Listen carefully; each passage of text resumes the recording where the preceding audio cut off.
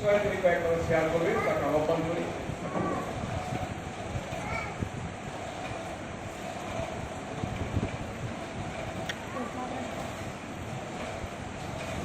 আমাদের ভাষায় আমি বলছি যে যা কিছু হয় আল্লাহর পক্ষ থেকে হয়।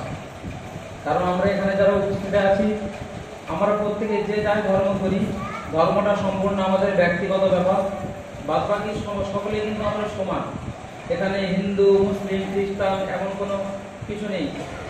আল্লাহ বা ঈশ্বর যখন দুনিয়াতে আমাদের মায়ের গর্ভে দিয়ে পাঠান, ভূমিষ্ঠ হই, তো আমরা কেউ কোনো ধর্ম নিয়ে আসি না। যতক্ষণ না আমাদের জ্ঞান হয় ততক্ষণ আমরা ধর্ম বিষয়ে কিছু জানি না, কি তাই না? ধর্ম বিষয়ে জানি না। তাই সেই জন্য এই যে শিশুটি, যে বাচ্চাই আমাদের মেয়ে, বিজয় হলে আমাদের ভাইপো হয়। হ্যাঁ, বিজয়ের মেয়ে মানে আমাদের সকলের কন্যা বাড়ি। এর আত্মার শান্তি কামনা করি এবং তার সাথে সাথে এর পরিবারের যারা আছে, পরিবারের সকলের ধৈর্য যাতে ধরেন, যাতে তারা শান্তিতে থাকেন, তার জন্য আমরা প্রত্যেকে প্রার্থনা করব ভগবানের কাছে বা ঈশ্বরের কাছে বা আল্লাহর কাছে। আমরা প্রার্থনা করব আল্লাহ তাআলা যাতে এদের সকলকে শান্তির সঙ্গে রাখেন এবং আগামীতে বিশেষ করে আমাদের প্রত্যেক বাড়িতে যেসব শিশুরা আছে আমরা প্রত্যেকে খেয়াল করব আমাদের শিশুর দিকে সবচেয়ে বেশি। কারণ শিশুরা নিষ্পাপ, এরা কোনটা খারাপ কোনটা ভালো কিছুই বোঝে না। এরা কখনো পানির দিকে, জলের দিকে, কখনো আগুনের দিকে চলে যায়। সেই জন্য ভাই আমাদের অসতর্কতার দরুন এইসব দুর্ঘটনাগুলো ঘটে। এবং তার সাথে সাথে এটাও বলছি, অস্বীকার করার জায়গা নেই যে যে জন্মেছে তার মৃত্যু অবশ্যই হবে, সে যে কোনো ধর্মের মানুষ হোক। যে জন্মেছে তার মৃত্যু অবশ্যই হবে। আমাদের কোরআনের ভাষায় বলা হয় কুল্লু নাফসিন যায়িকাতুল মাউত, মানে মৃত্যুর স্বাদ প্রত্যেকের গ্রহণ করতে হবে। দুনিয়ার মধ্যে যারা এসছে, এই পৃথিবীতে যারা এসছে, এদের প্রত্যেকের মৃত্যুর স্বাদ গ্রহণ করতে হবে। যার যতটুকু সময় নির্ধারিত করা আছে সেই নির্ধারিত সময়ের এক মুহূর্ত কেউ আগে কিছু করতে পারবে না, সে যে কোনো ধর্মের মানুষ হোক। যার যতক্ষণ সময় নির্ধারিত করে দিয়েছে উপরওয়ালা বা ভগবান বা আল্লাহ বা ঈশ্বর বলেন, তিনি একটা নির্ধারিত করে দিয়েছেন, সেই নির্ধারিতের এক চুল এদিক ওদিক হবে না।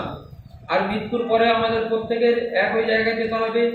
বিভিন্ন ধর্মে বিভিন্ন পন্থায় যেতে হবে। যেমন আমাদের মুসলমান ধর্মে বা খ্রিস্টান ধর্মে কবরস্থ করা হয়।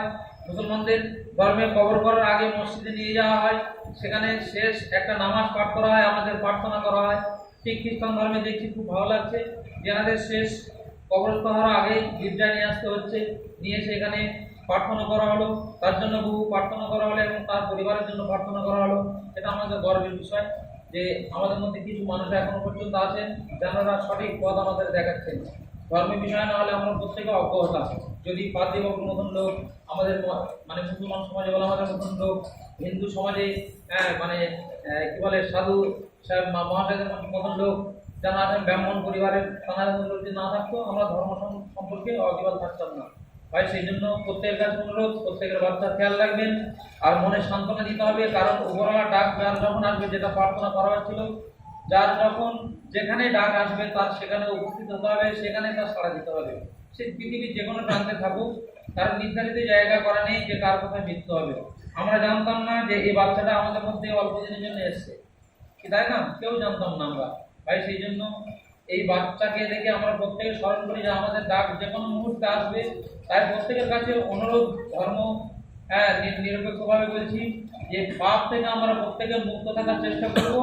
তো আমরা প্রত্যেকে ভগবান ঈশ্বর বা আল্লাহর কাছে ভালোই পাবো। কারণ মৃত্যু আমাদের প্রত্যেকের হতে হবে, এর মধ্যে কোনো সন্দেহ নেই। ভাই মৃত্যু হতে হবে আমাদের, সেই জন্য আমাদের মধ্যে আমরা চেষ্টা করি যে আমরা যাতে শান্তির সঙ্গে থাকতে পারি, প্রত্যেকের মধ্যে মিল মহব্বত ভালোবাসা যাতে বিরাজ থাকে সেই চেষ্টা করব। আমরা প্রত্যেকে ধর্মের কাজ বেশি বেশি করব, কারণ ধর্ম ছাড়া পৃথিবীর কোনো কিছু ঠিক না, সমস্ত বেকার।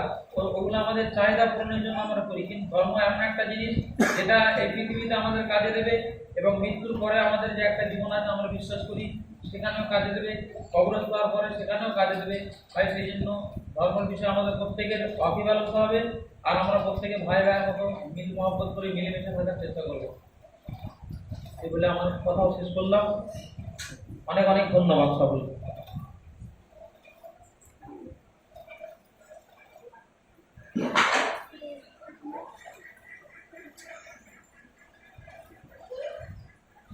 আসবেন না, কন্ট্রোল করবেন না, প্রভুর উপাসনা করতে রেখেছি, স্বাভাবিক।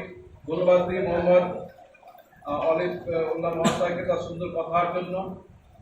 সব শাস্ত্রে একই বিষয় আছে যে ধর্মকে আমাদের ধারণ করতে হবে প্রত্যেককে।